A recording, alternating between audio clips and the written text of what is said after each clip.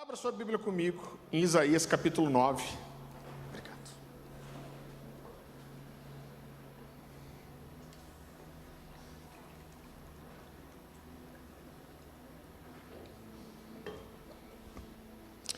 Pessoal, a gente está com uma visita ilustre aqui. O Fernando está ali com a sua família. Dá um oizinho ali, Fernando. Gente, o Fernando que produz as camisetas para a gente aqui na Cornerstone. A gente entrou nessa parceria esse ano. A gente está aí para fazer moletom, boné, lenço, babador. Mas a gente vai fazer bastante coisa nova. O Fernando se tornou um amigo. É uma alegria para a gente receber você e sua família aqui. Que seja a primeira de muitas. Isaías capítulo 9, a partir do versículo 6. Isaías diz assim: porque um menino nos nasceu, um filho se nos deu. O governo está sobre os seus ombros, e o seu nome será maravilhoso, conselheiro, Deus forte, Pai da eternidade, príncipe da paz. Para que aumente o seu governo e venha a paz sem fim sobre o trono de Davi e sobre o seu reino, para o estabelecer e o firmar mediante o juízo e a justiça, desde agora e para sempre. O zelo do Senhor dos exércitos fará isso. Queridos, essa é uma profecia messiânica. Ela fala não só do nascimento de Jesus, mas fala da manifestação de Jesus, trazendo juízo, justiça. Fala de Jesus manifestando o seu reino eterno. E eu gosto muito da expressão que Isaías usa aqui, porque Isaías traz várias profecias messiânicas. A gente vai falar depois do capítulo 53, ele vai falar sobre a morte, o sacrifício de Jesus. Mas quando ele fala dessas coisas, ele diz assim: o zelo do Senhor fará essas coisas. E eu não sei quantos de vocês estavam aqui na semana passada, mas a gente falou muito sobre algo que está queimando o nosso coração, sobre essa importância de a gente ter um coração mais evangelístico no ano que vem, e trabalhar mais essa questão, essa missão de revelar o Messias ao mundo, a importância de aproveitar uma conexão com a cultura e a dificuldade que a igreja tem de às vezes usar alguns símbolos. Então é engraçado que toda vez quando chega o Natal, e o Natal é uma coisa tão forte na cultura, vocês sabem que eu estava no Japão no mês passado, e menos de 1% da população é cristã.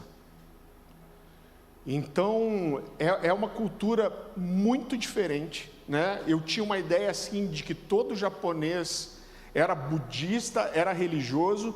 Quando você começa a conviver, você percebe que na verdade não é que eles são religiosos. É uma coisa engraçada, porque eles vão mais para o ateísmo, mas ao mesmo tempo eles são extremamente... esqueci de volta a palavra, me ajuda, Paty, você que ouviu de manhã. Supersticiosos. Eles são extremamente supersticiosos.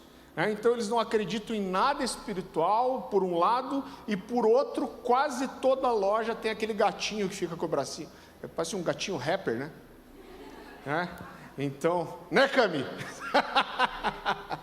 Então eles têm muito isso, esse sincretismo. Agora, mesmo eles estando tão longe de uma cultura cristã, que não faz parte, quase não existe cristãos, eu estava numa rua em Tóquio, que é a rua que tem as principais lojas de grife, e isso foi metade de novembro, e os caras já estavam decorando a rua toda para o Natal. E uma cultura que o cristianismo é inexistente. Então, muitas vezes, a gente não sabe aproveitar essa oportunidade. Eu falei um pouco sobre isso na semana passada, esse link com a cultura, a oportunidade de aquilo que traz uma mensagem dentro da cultura para que a gente aproveite. Então é impressionante como você vê os crentes metendo pau nas figuras do Natal. Então, gente, eu quero deixar bem claro, eu não estou dizendo que não há uma distorção, que o comércio não se aproveita disso, que a figura do Papai Noel não ganha um destaque que deveria ser de Jesus. A gente sabe todas essas coisas e tudo isso é verdade. Por outro lado, existe uma abertura muito grande aqui. né? Então, eu lembro, por exemplo, um texto que fala muito comigo, quando Paulo está no Areópago.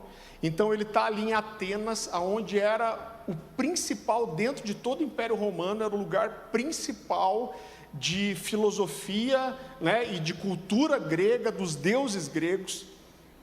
E Paulo vai falar com esses filósofos, e ele diz assim: olha, eu vejo que vocês são muito religiosos, devotos. Então ele parecia estar elogiando aquilo, e ele fala: mas andando entre os vários monumentos e tantos deuses, eu encontrei um altar ao Deus desconhecido. É lógico que quem levantou aquele altar não estava pensando em Jesus, mas aí Paulo diz assim: esse Deus a quem vocês têm adorado sem conhecer, eu vim revelar para vocês quem é. Então olha a oportunidade, a conexão que ele fez com a cultura. Queridos, eu pensei em fazer isso para a noite, esqueci de fazer. Mas a Bíblia, principalmente o Novo Testamento, ele é recheado de frases que foram repetidas principalmente por Paulo, mas que são frases de filósofos gregos, né? Então, você tem inúmeras frases ali. Paulo era alguém muito estudado, né? Alguém que era um cidadão romano, que conhecia a cultura grega, a cultura romana, e ele cita vários pensadores como uma forma de se conectar com a cultura. E uma das coisas que é mais chocante para mim, é porque tem dois momentos principais onde Paulo fala da sua conversão. Mas quando ele está diante do rei Herodes Agripa, e era um homem também de uma cultura grega muito forte, quando Paulo está falando da sua conversão para ele, Paulo diz uma coisa que ele não fala em outro momento. Ele fala que ele estava na estrada de Damasco e que ele cai quando uma luz e uma voz aparece para ele, e ele diz para o rei: rei, e ele me disse: Saulo, Saulo, por que me persegues? E aí o que Jesus disse para ele depois: dura coisa é recalcitrar contra os aguilhões. Uma coisa que a gente não sabe é que o que Paulo estava fazendo, na verdade nem Paulo, porque ele diz que Jesus disse para ele. Então Jesus usou de um ditado grego, porque existia um ditado grego que dizia que recalcitrar contra os aguilhões é como lutar com Deus. Então o que é o recalcitrar contra os aguilhões? Quando você pegava um cavalo brabo, um animal que precisava ser domado, você prendia ele a uma carroça ou a um arado. A primeira tendência desse animal para se defender é dar coice para trás. Então eles colocavam pontas de metal, né, voltados para a traseira do cavalo, e quando o cavalo dava coice, ele acabava se furando nessas pontas de metal, e ele aprendia que dar coice não adiantava. Então existia um ditado grego que dizia: recalcitrar contra os aguilhões é como lutar com Deus. Então Jesus até usa ali um ditado grego, Jesus já ressurreto, se manifestando de forma natural para Saulo. Então muitas vezes a gente tem um preconceito besta, que não fala de um zelo de guardar a doutrina sã, mas fala de uma religiosidade de mostrar que você está certo. Então toda vez que chega o Natal, gente, aparece um monte de crente na internet falando um monte de besteira que não tem fundamento histórico. Eu vi um cara, eu esqueci o nome dele, acho que é Maurílio, você lembra, amor? Aquele cara carequinha que fala de apologética, ele é muito bom. E aí um crente perguntava para ele assim: como que pode alguém crente, nos comentários, né, colocar uma árvore de Natal na sua casa, que é uma coisa comercial, e tira a centralidade de Jesus? E ele responde de um jeito, põe isso diante dos seus filhos. E ele diz de uma forma muito simples: mostrando para os seus filhos que a centralidade do Natal é Jesus. Então, às vezes a gente não aproveita dessas coisas, e a gente cria alguns conceitos religiosos que não é a devoção que está por trás daquilo. Então muitas vezes a gente está numa época agora que você vai encontrar seus familiares né, no final de ano. Esse é um dos motivos, porque a gente fez um ano só por entender uma direção de Deus, que foi o ano passado, e a gente fez o culto da virada aqui, meia-noite, mas normalmente a gente faz um culto ali de 7h30 às 10 da noite, porque para as pessoas passarem a virada do ano com as suas famílias, quem pode, porque é uma oportunidade muito preciosa para levar o Evangelho, e a gente não quer passar uma ideia que a igreja está tirando as pessoas do contato com a família. Mas pelo contrário, é hora de você fazer uma oração, de você dar uma palavra, né? Então a gente precisa se aproveitar desse valor da cultura. Eu estava estudando ontem, né, quem mais apanha aí é o Papai Noel nessa época, né, gente? Então, o Papai Noel rouba o lugar de Jesus. Eu não estou dizendo que não rouba, rouba. Agora, eu fui estudar ontem melhor qual era a história de São Nicolau que gerou a imagem do Papai Noel. E São Nicolau era bispo na Turquia, um bispo cristão. Então isso foi, apesar de ele ser contemporâneo de Constantino, e veja que isso é lá do início, dos pais da igreja, é 310, 325 depois de Cristo. Então, São Nicolau, esse cara era um cristão devoto, se tornou bispo, e ele vinha de uma família rica. E aí ele herdou essa riqueza da família, e o que ele fazia? Ele começou a ajudar muitos pobres secretamente, e ele começou a dar presente para as crianças, sem que ninguém soubesse. É claro que uma doação ou outra acabava sendo descoberta, e aí perguntaram para ele: olha, Nicolau, por que você tem que fazer isso escondido? E ele disse assim: porque eu sigo o exemplo do meu Senhor. O meu Senhor disse que a tua mão direita não saiba o que faz a esquerda. E ele diz que o nosso Deus, que nos vê em secreto, nos recompensará. Então eu não preciso que ninguém veja o que eu estou fazendo. E a história dele é belíssima, é linda. Eu vou dizer para vocês, eu fiquei com vergonha, porque a gente tem alguns anos passado o Natal aqui por causa da igreja, há 5 anos, mas a gente sempre passou o Natal com a família dos avós da Dani, os avós paternos, e muita gente não crente, e eu nunca tive essa história na ponta da língua para aproveitar isso como uma porta para evangelismo. Então, não estou dizendo para você sair comprando Papai Noel, né, gente? Apesar de eu não ver necessariamente um problema, então não estou falando para você comprar, mas se você quiser comprar, você pode usar o cupom Farley 20 off. Não, estou brincando. Mas às vezes a gente cria algumas coisas religiosas e perde oportunidades preciosas. É claro que Jesus não nasceu no dia 25 de dezembro. A Tatiele aqui da igreja faz aniversário no dia 21 de dezembro, né? E eu falei: caraca, Tati do céu, você já pensou que você é do mesmo signo que Jesus? Né? Não cabe mais heresia numa frase só, né, gente? Então provavelmente Jesus não nasceu no dia 25 de dezembro, a gente não sabe exatamente quando isso aconteceu, mas a gente pode aproveitar essa data para se lembrar que Deus se tornou homem, que nasceu como um menino, habitou entre nós, e da mesma forma que ele veio, ele voltará.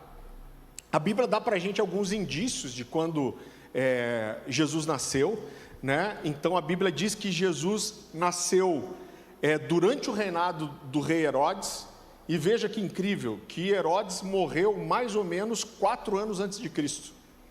Então você já sabe aí que a data está errada, porque a Bíblia é clara sobre falar sobre isso. Só que quando a gente pega o ano 1, ele não bate, porque no ano 1 Herodes já tinha morrido. Então Jesus nasce durante o reinado de Herodes, e a Bíblia diz que ele nasce durante um dos censos.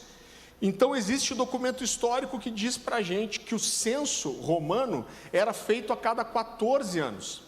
E a gente tem um censo registrado no ano 6. Então a conta é que provavelmente, essa frase é engraçada, Jesus nasceu mais ou menos entre 8 e 4 antes dele mesmo, antes de Cristo. Então, mas é mais ou menos essa a ideia. Então teoricamente a gente não estaria em 2025, mas talvez 2033 já, né? Lucas capítulo 2 vai dar outro indício muito forte da época do ano em que Jesus nasceu. Então, se você puder ir comigo lá, fala de um acontecimento muito importante que acontece quando Jesus nasceu. Lucas capítulo 2.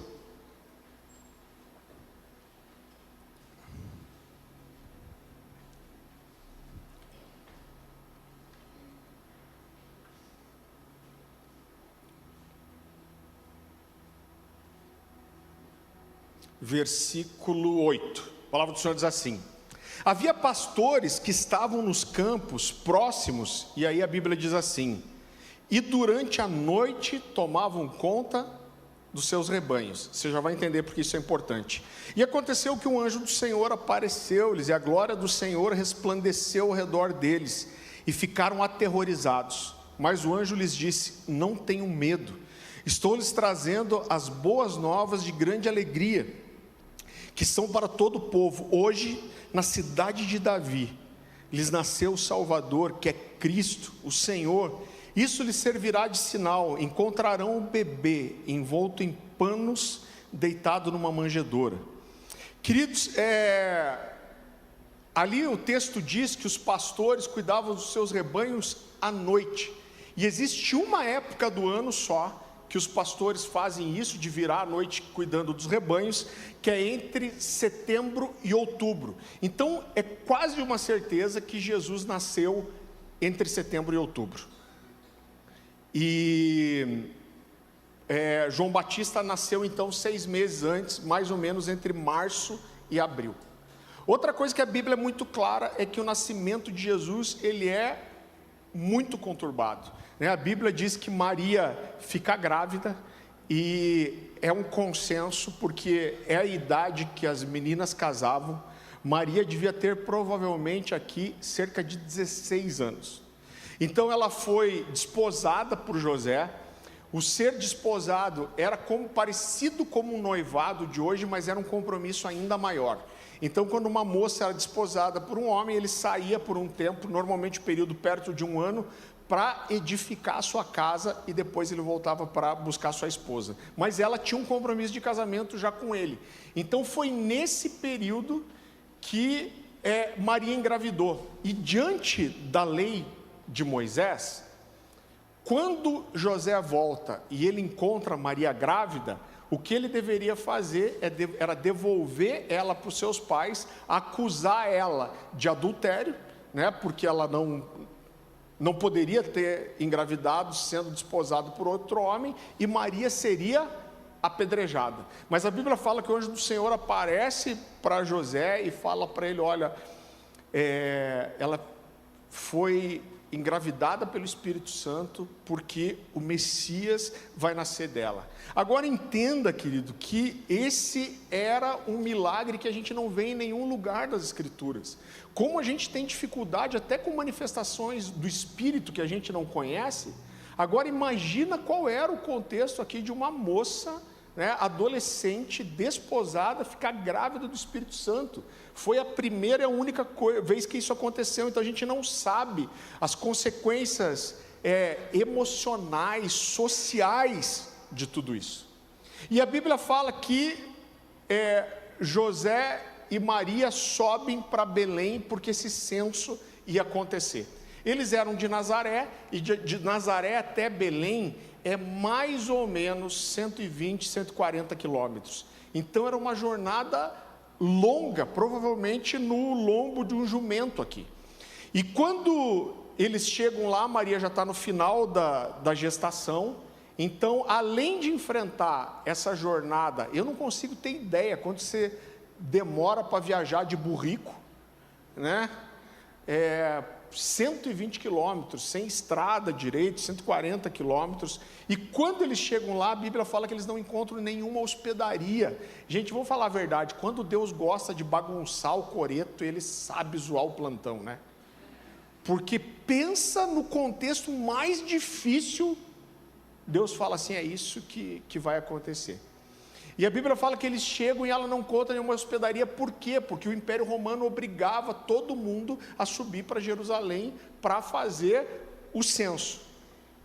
E quando eles chegam lá, eles não encontram e eles acabam alugando um lugar numa estrebaria. Maria sente dores de parto, né, talvez até provocada por essa viagem longa, e Jesus nasce e é colocado numa manjedoura. Eu sei que a palavra manjedoura, ela ganha quase um ar santo, assim, quando a gente olha para aqueles presépios. As manjedouras são tão bonitinhas, né? Mas na verdade uma manjedoura é um coxo, é um lugar para servir comida para cavalo e vaca, para porco não, porque eles eram judeus. Mas eu estava pensando uma coisa ontem, quando eu estudava sobre isso, como Deus faz alguns detalhes e como a Bíblia ela se renova a cada dia, você está sempre vendo coisas que você nunca percebeu. Então, quando você pensa que Deus coloca José e Maria nesse contexto, não só de Jesus nascer numa estrebaria, mas ir para uma manjedoura de madeira, e Deus escolhe que Jesus seja morto numa cruz de madeira. Olha o que o Senhor quer comunicar para a gente, como aquela cruz, ela apontava para aquela manjedoura, para a forma humilde que Jesus nasceu e que Ele cumpriu o seu propósito, né? Eu estava lendo ontem um livro ontem um livro do N.T. Wright, falando só sobre Romanos 8, e ele constrói a ideia de como o Império Romano, ele vendia uma imagem de sucesso para apaziguar qualquer possibilidade de rebelião, né? Porque o que o Império Romano fazia? Eles conquistavam essas nações, essas regiões, eles dominavam pela força, mas eles queriam ter uma relação boa com esses moradores, para que não tivesse rebelião e morte e destruição acontecendo todo o tempo. Então o N.T. Wright, ele começa a pegar várias coisas que o Império Romano usava, como frases que eram colocadas nos monumentos, aquilo que era escrito nas moedas, aquilo que era pendurado nas bandeiras, os estandartes, para vender a seguinte ideia: o imperador é como um Deus, e vocês não deveriam estar tristes por fazerem parte do Império Romano, porque tudo melhorou para vocês depois de Roma. Coitados daqueles que não fazem parte do Império Romano, porque depois do Império Romano, vocês têm mais segurança, vocês têm mais poder econômico, vocês têm mais possibilidades. Então Nero fazia esse barulho, né, para tentar vender essa ideia de que a melhor coisa que poderia ter acontecido para eles é serem dominados pelo Império Romano. Então a verdade é que Roma fazia muito barulho, mas quando Jesus nasce em silêncio, não tem nenhuma comunicação, nenhuma trombeta tocada, e provavelmente as únicas testemunhas do nascimento de Jesus foram 2 camponeses adolescentes e alguns animais, talvez, e 3 pastores. Não eram reis, não eram ministros, eram 3 pastores para quem um anjo apareceu, como no texto que a gente leu. Você já percebeu, querido, outro contraste que a gente vê? O Timothy Keller vai falar disso, que o Natal ele é uma época barulhenta. Eu não posso falar porque eu gosto de barulho, mas olha o estado que ficam os shopping centers, né? O movimento que tem, e parece uma praga, não adianta. Você pode comprar presente de Natal 3 meses antes, quando chegar a semana do Natal, você vai lembrar de alguma coisa que você esqueceu, e você vai ter que ir no shopping para comprar alguma coisa, né? E é terrível. Eu já falei para a Dani que um dos meus objetivos para o ano que vem é pegar meu diagnóstico de autismo, para eu ter aquelas vagas preferencial, né, gente? Isso é um propósito de vida, né? Então é terrível isso, e a barulho. A gente estava em casa ontem, eu estava assistindo um filme lá no salão, aí chegou quem mora aqui em Santa Felicidade, São Brás, passou aquele nem sei o que é aquilo, um ônibus, né? Cara, tocando música de Natal, mas um grave, que quando bateu o primeiro bumbo, eu levei um susto em casa. Falei, caraca, eu queria um som desse no carro, né? E então o Natal é barulhento. Agora, como isso contrasta com o primeiro Natal? O primeiro Natal não teve barulho, foi silencioso. Deus fez algo escondido. Enquanto Nero fazia barulho, gritava, o verdadeiro rei nascia numa estrebaria e era colocado num coxo de madeira. Então, quando Jesus voltar, ele vai voltar triunfante para o reino milenar. Todo olho verá, todo olho se dobrará. Mas quando Jesus nasce como homem, para mudar a história, foram provavelmente 2 camponeses adolescentes que viram isso. Mas mesmo assim, Jesus é o Rei dos Reis, é o Deus conosco. E ele é enrolado em uns pedaços de pano e colocado num coxo. E é tão forte, você não acha meio assustador pensar que o plano de Deus para salvar a humanidade era o nascimento de Jesus? E aí Deus pega o que era o coração da nossa salvação, e Deus nasce como um bebê, cuidado por 2 camponeses, num lugar sujo, né? E todo o destino da humanidade estava ali. Eu acho tão precioso, porque quando Paulo vai falar da revelação dele, né, do evangelho chegando aos gentios, ele fala assim: olha, aquilo que foi oculto dos principados e potestades nas outras gerações, agora foi revelado a nós pelos apóstolos e profetas. Ele está falando da salvação através de Jesus, que esse evangelho chegava aos gentios.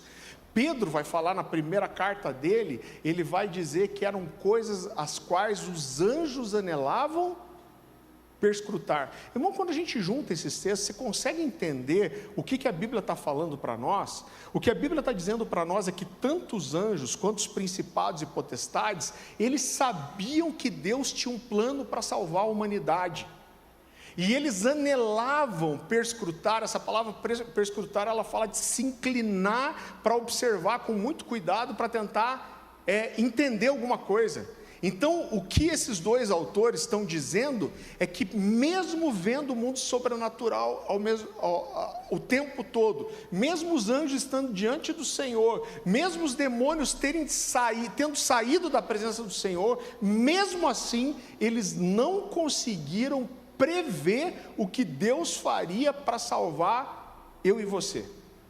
O que Deus fez? Deus nasceu como um bebê frágil na mão de 2 camponeses. Parece que Deus escolhe o pior quadro possível para que isso acontecesse. E o fato de não basta nascer como um menino, ainda teve que ser numa estrebaria e ser colocado numa manjedoura. Eu acho que isso leva para outro nível as palavras de Jesus, quando ele diz assim: vinde a mim, vós todos que estáis cansados e oprimidos, e eu vos aliviarei. E aí ele diz depois: aprendei de mim, que sou manso e humilde de coração. Irmão, quando eu olho para isso, para a forma que Deus escolheu nascer, essa humildade, ela vai para outro nível. Agora, não foi suficiente isso para Deus. Deus quis piorar as coisas ainda. A Bíblia fala que alguns rumores de profecias de que o rei dos judeus tinha nascido, chega até o rei Herodes, que era o rei ali da Judéia. O que ele fala? Nasceu outro rei, ele é uma ameaça para mim. Ele dá uma ordem para que todas as crianças de 2 anos para baixo fossem mortas em Belém. E os pais de Jesus têm que fugir para lá, para o Egito, né? E José e Maria ficam escondidos no Egito até o rei Herodes morrer. E depois que Herodes morre, eles voltam para Nazaré. Irmão, a gente esteve em Nazaré esse ano, e a Dani até me ajudou com algumas informações, eu não lembrava de tudo, mas Nazaré era uma cidade tão pequenininha, tão desprezada, que você não encontra ela nos registros antigos, nos mapas, porque ela era tipo um vilarejozinho. Mas quando você chega lá hoje, ela é uma cidadezinha do tamanho de um bairro pequeno, na encosta de uma montanha. Então é muito interessante, porque a encosta é assim, aqui é tipo como se fosse um despenhadeiro, assim, né? Uma montanha bem, quase reta. Então, para trás de você está a cidade, depois da cidade está o Mar da Galileia. Esse era o cenário que Jesus tinha em todo o seu desenvolvimento, toda a sua vida. À direita você tinha um monte, aonde Elias orou e caiu fogo do céu e matou os profetas de Baal. À esquerda você tem que é muito plano, um vale, né? Ali é o vale do Armagedon, ali na frente. Então você tem um pequeno morro, que é onde aconteceu a transfiguração, e aí longe você vê um aglomerado de montanhas, que depois daquilo já chega a Jerusalém. Agora, quando você olha para Nazaré mesmo, ela não passa de um apinhado de casas com um monte de ruas e vielas. Então, até hoje, é um lugar pequenininho.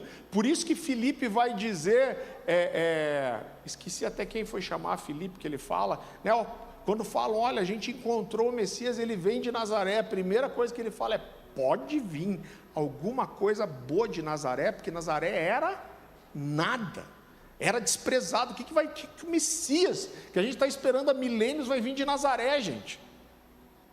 E Deus, eu não acredito que nada aconteça por acaso, porque quando a gente chega em Nazaré, ela é uma cidade hoje ocupada basicamente por muçulmanos.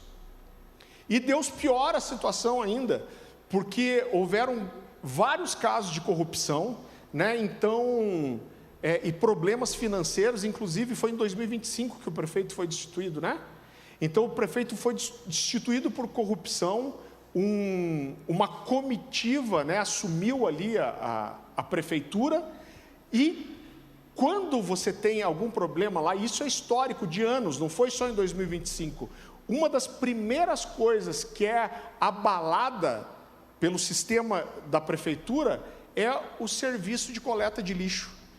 Então você entra em Nazaré, você vê pilha de lixo para tudo quanto é canto, parece que você está entrando num lixão, gente. E foi esse lugar que até hoje é desprezado, é um lugar feio. Você vai para o lado ali, que é Cafarnaum, já é diferente, Caná, né? Então já é diferente. Agora, Nazaré é um lugar horrível. Então Deus escolhe todas essas coisas, né? Parece que Deus quer mostrar o que Ele está disposto a fazer por mim e por você. Né? Por que Deus escolheu algumas coisas? Você vê quanto desafio envolvido aqui no nascimento de Jesus, vergonha, privação, perseguição, fuga. Com tudo isso, Deus está dizendo, pensa no pior quadro. Eu estou disposto a fazer isso por você, eu estou disposto a passar por isso por você. E não foi, irmão, só no nascimento de Jesus, né? Então, outra coisa que a gente precisa entender é que bastava Jesus ter nascido de forma sobrenatural e morrido sem pecado, que a nossa salvação estava garantida. Então, o que garante a nossa salvação é Jesus ter nascido sem pecado e ter permanecido sem pecado, mas para Deus não foi o suficiente. Deus quis que fosse numa estrebaria, num contexto de risco, perseguição.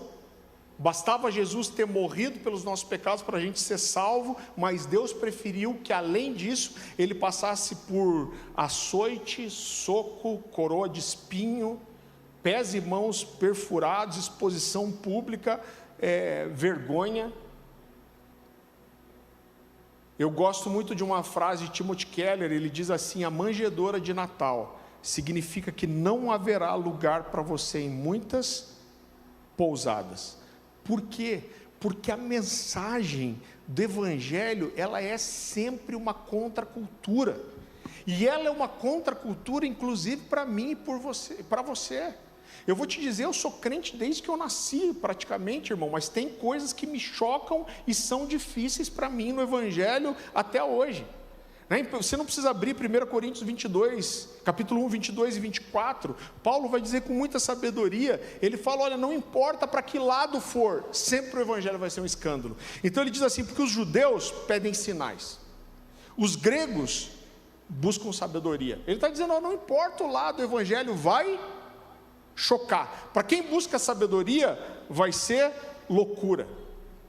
Para quem pede sinais, os sinais vão confundir. E aí ele diz, mas nós pregamos a Cristo crucificado, escândalo para os judeus e loucura para os gentios. Mas para os que foram chamados, tanto judeus como gregos, nós pregamos Cristo, poder de Deus e sabedoria de Deus. A gente falou na semana passada sobre como o evangelho é uma conversão, fala de uma mudança de 180 graus, e isso precisa chocar. É justamente o choque, a ofensa do evangelho que pode levar as pessoas à salvação, e ele vai sempre ser uma contracultura. Por quê? Porque a verdade do evangelho ofende quem prefere a mentira. A santidade ofende aqueles que preferem os prazeres. A justiça de Deus vai ofender os injustos. A graça vai ofender aqueles que não aceitam e não entendem misericórdia. A humildade vai ofender o orgulhoso. E o amor de Deus, que matou seu próprio filho para salvar pecadores, irmão, me ofende. Sabe por quê? Porque quando a gente olha para toda a Bíblia, Deus se revelando como esse Deus de amor, mas quando a gente vai para Isaías 53, se você quiser só abrir para ter aí, mas o que Isaías fala em vários textos, é um dos livros com mais profecias sobre o Messias e o final dos tempos. Mas lá no 53:10, olha o que a Bíblia diz, eu prefiro que você preste atenção aqui em mim. Isaías diz assim, ao Senhor agradou moê-lo e fazê-lo enfermar.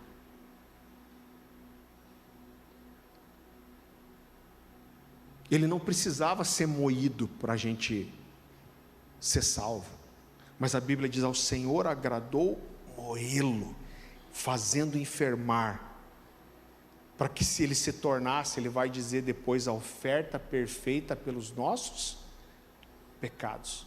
Um pouco antes disso, tem um texto que sempre me chamou a atenção, e eu tinha uma impressão desse texto, e eu fui depois estudar, ver o que os grandes teólogos falavam, e eu percebi que eu estava certo na minha percepção. Eu lembro que quando eu morei 7 anos em Ponta Grossa, dos 3 aos 10 anos de idade, e eu lembro que tinha um mercado, que era um dos maiores mercados da cidade. Ponta Grossa era pequenininha na época, a gente está falando de 40 e poucos anos atrás, e a gente tinha um supermercado que a gente ia, e tinha um cara que sempre ficava pedindo esmola na frente do mercado, e esse cara, ele tinha tido lepra, e a lepra tinha comido o nariz dele, então ele não tinha nada de nariz, ele só tinha 2 buracos no rosto. E criança, eu sempre esquecia desse cara. Então isso acontecia toda vez, a gente ia no mercado, eu chegava todo animado no mercado e dava de olho com aquele cara, e quando eu dava de olho, olhava para ele, ele me causava medo. O que eu fazia? Tapava o olho. Isso é a mesma coisa que acontece quando você está viajando e de repente você pega um acidente que acabou de acontecer, e você vê alguém arrebentado no chão, ou preso nas ferragens dos carros, normalmente o que se faz? Ui! E aí em Isaías 53:3, Isaías vai dizer assim, era desprezado e o mais rejeitado dos homens, homem de dores e que sabe o que é padecer. E aí ele diz assim, como um de quem os homens escondem o rosto. Então é exatamente disso que Isaías está profetizando. Ele está dizendo, ele está falando claro do sofrimento de Jesus na cruz, de o que ele passou, porque o estado físico que Jesus ficou, levou ele a ficar como alguém de quem os homens escondem o rosto. Porque aquela multidão que gritava, crucifica, depois de Jesus receber uma coroa de espinhos, ser chicoteado, ter seus pés e mãos furados, fizeram Jesus se tornar alguém para quem as pessoas não conseguiam nem olhar. Então, Deus escolheu fazer isso. Agora, por outro lado, o mesmo texto de Isaías vai dizer assim, ele fala da salvação pela sua morte, mas depois Isaías vai dizer, mas pelas suas pisaduras nós fomos sarados. Jesus está dizendo assim, não é só o seu pecado que eu levo sobre mim, mas toda a sua dor, a sua ferida, eu recebo por você.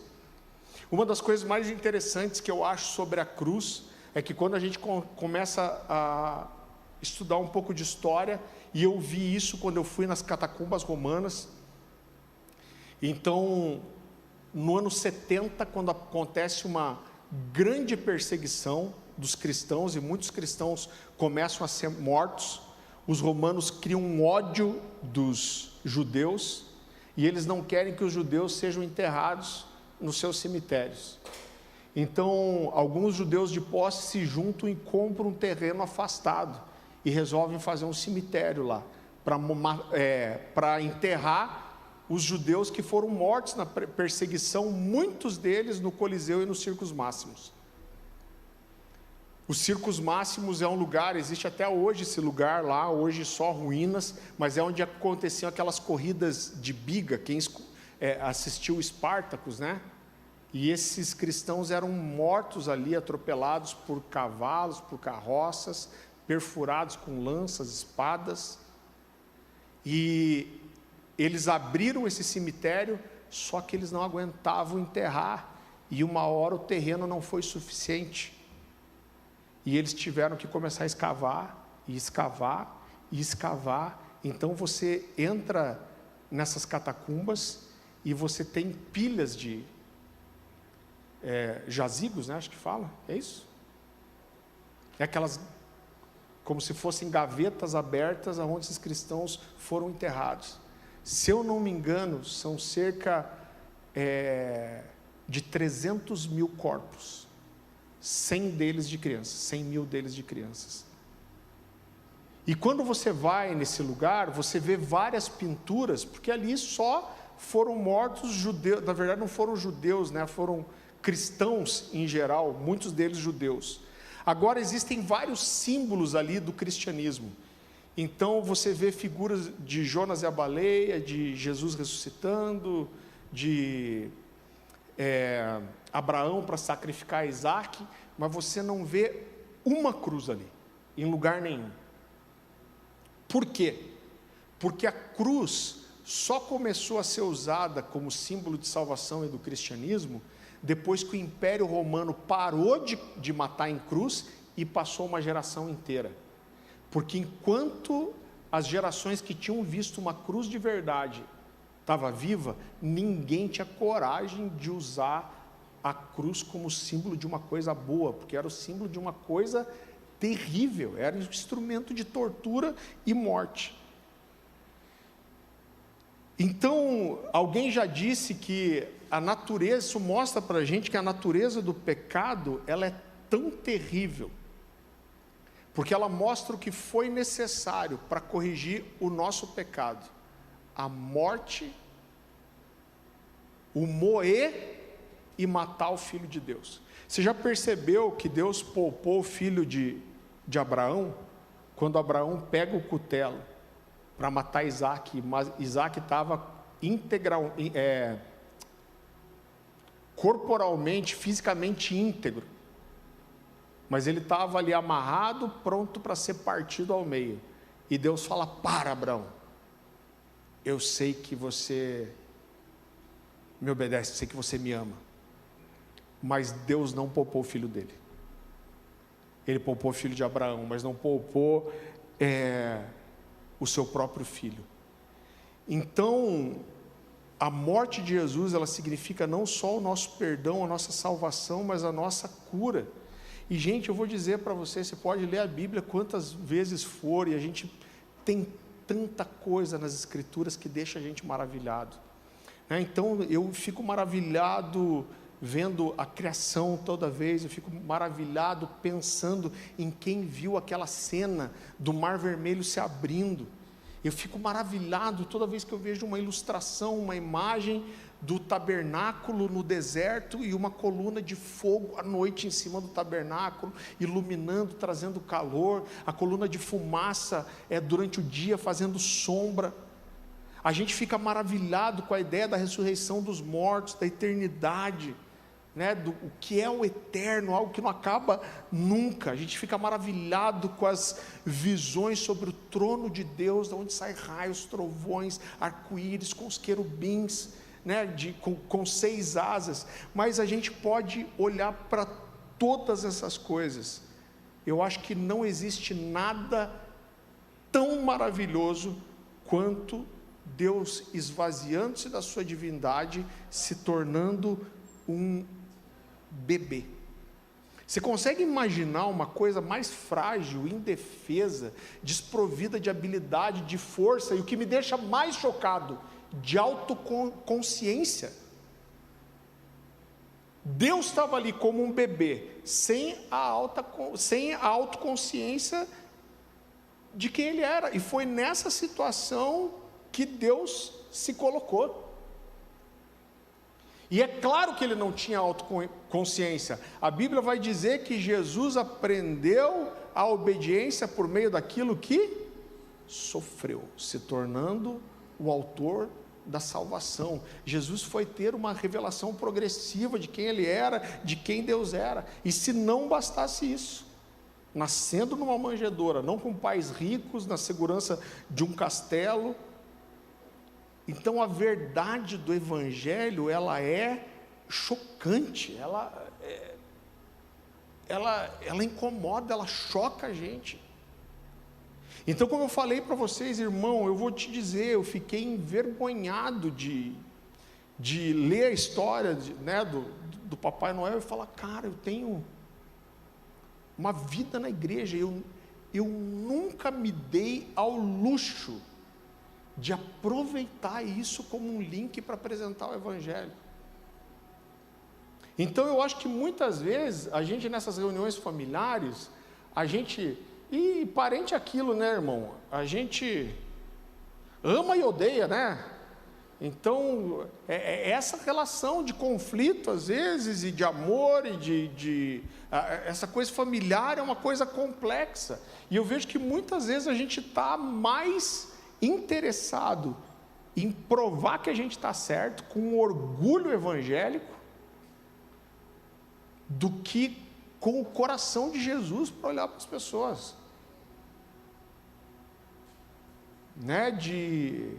Sabe aquele tio que tira sarro de você porque você é crente?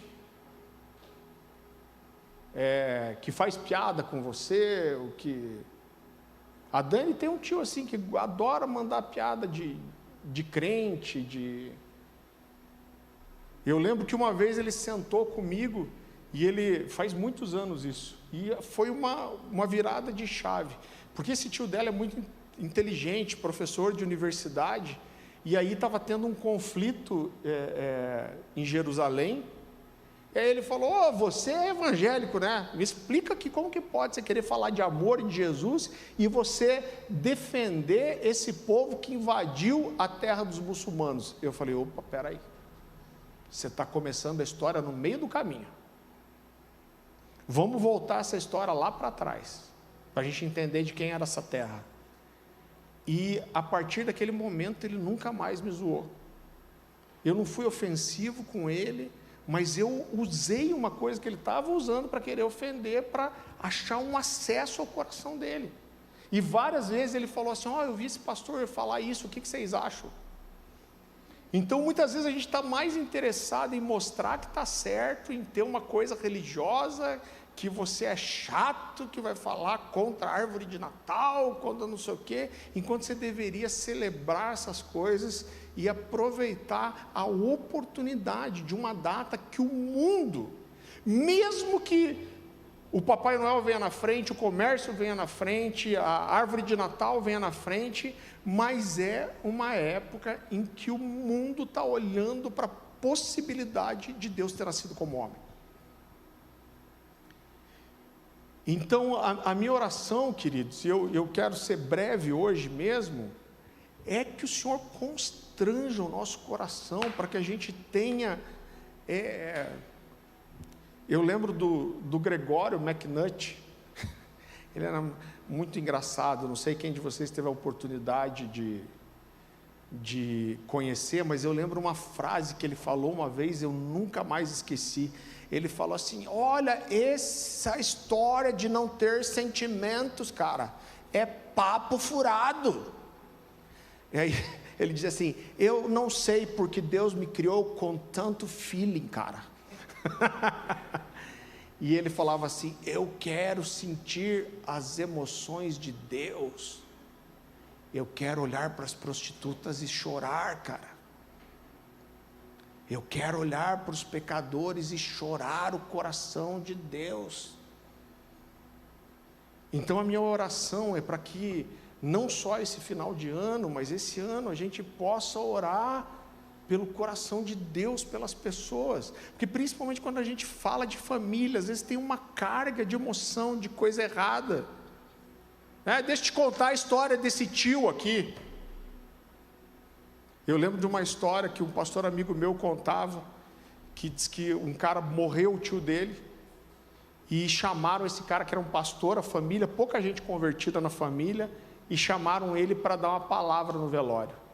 E aí esse pastor amigo meu falou: cara, eu sabia que ele era um baita do evangelista bom. Falou: vou ver o que esse cara vai falar nesse velório do um cara que tinha acabado de se converter.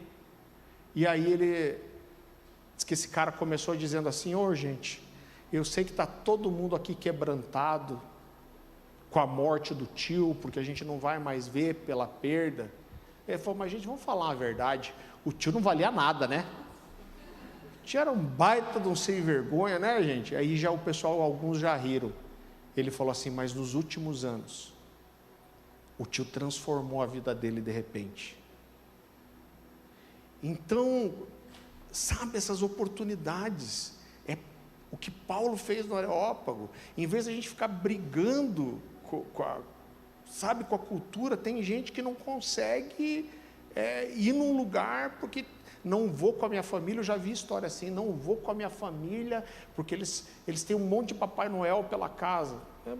Pelo amor de Deus, gente.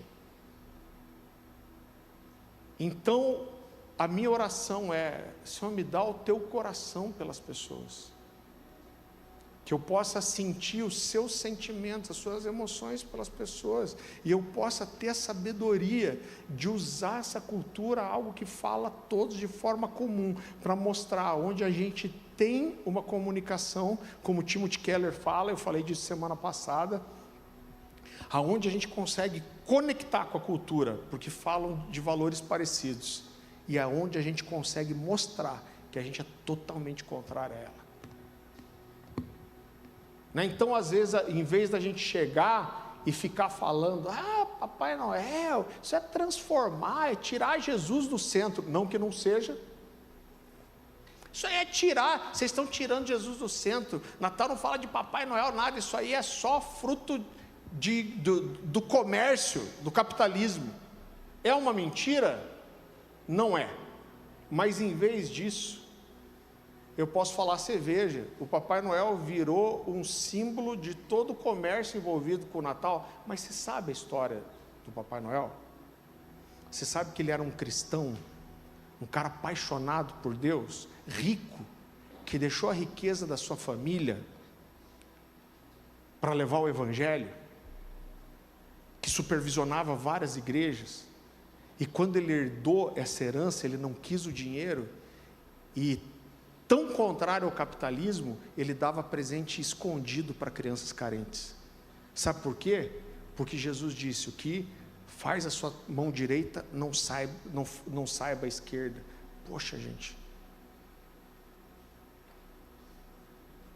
eu estava conversando com o Rodrigo aqui, de manhã, teólogo, acho que até ele está fazendo pós-graduação em teologia, e ele estava falando uma coisa muito interessante, que eu acabei de esquecer completamente. Meu Deus do céu, gente. E o pior é que você não estava aqui, né? Eu sempre olho para a Dani para me ajudar com a memória. Gente, esqueci completamente. Acho que vai ter que editar essa parte depois, né? Ah, lembrei. E a gente... Aí, ó.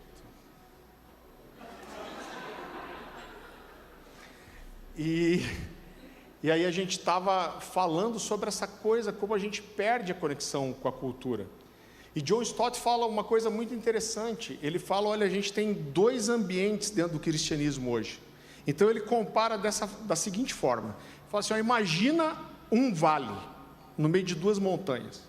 Ele fala, de um lado a gente tem os cristãos liberais. E do outro a gente tem os cristãos ortodoxos. Ele falou, o liberal, e no vale é o mundo a ser alcançado. E aí ele diz assim, os liberais, eles conseguem se conectar com o vale, com as pessoas, mas eles não têm o poder de transformar essas pessoas. Ele falou, por outro lado, os cristãos ortodoxos têm a mensagem para transformar a vida dessas pessoas, mas eles não têm a conexão com elas. Então, até o final da vida, John Stott fazia uma coisa muito interessante, ele juntava vários dos seus amigos, acho que um grupo, se eu não me engano, de 10, 12 pessoas, e todo mês, esse grupo de pastores, pensadores, eles liam um livro secular.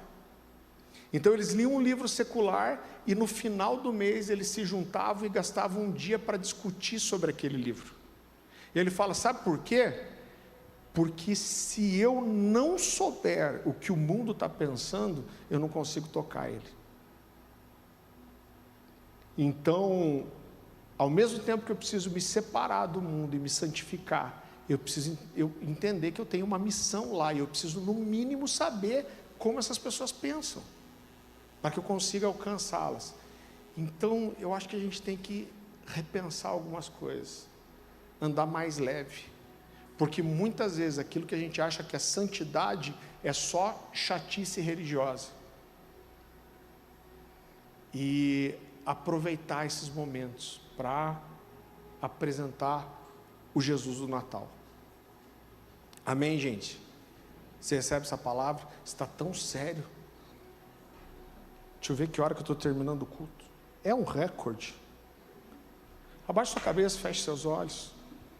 Senhor Jesus, nós te agradecemos por essa noite, nós te agradecemos pela sua palavra, Senhor.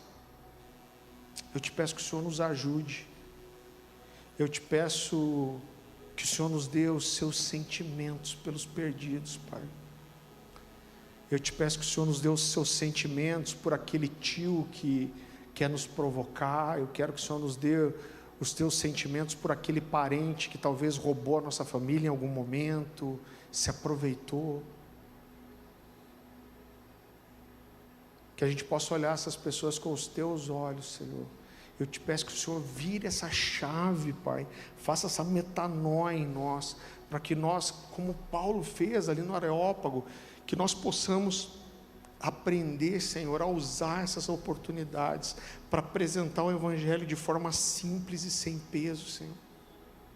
Nos ajuda, Jesus, nos dá, aquece, aviva esse coração evangelístico em nós, Senhor.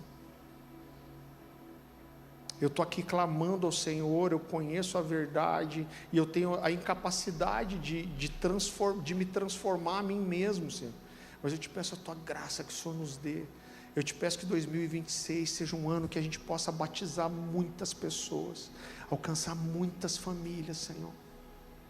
Existem pessoas desesperadas, Senhor, morando ao nosso lado, trabalhando ao nosso lado, estudando ao nosso lado, sedentas por experimentar aquilo que a gente tem, Senhor. Nos ajuda, Jesus. Nos ajuda agora nesse tempo de festa, que a gente possa manifestar o Senhor, que nós possamos, como a tua palavra fala, calçar as pegadas do Evangelho da paz, que aonde a gente passar, a gente possa deixar essas pegadas do Evangelho, as pegadas da paz, Senhor, que as pessoas possam, os nossos familiares, amigos, que eles possam ver Jesus em nós. Nos ajuda, Jesus. Nos leva agora para casa em paz, em segurança. Que o amor de Deus, a graça de Jesus, a comunhão do Espírito Santo esteja conosco, Senhor, nos ajuda nesses dias e que nós possamos fazer um ano diferente, Senhor, em nome de Jesus. Amém, gente? Deus te abençoe. Você vai viajar, como eu falei na semana passada, não tira férias de Deus, vai congregar. Eu sei que hoje a gente tem a possibilidade de assistir o culto online, não deixe de assistir também, mas acha um lugar, uma igreja para você conhecer, congregar, oferte lá, abençoe outra igreja. Amém? Deus te abençoe.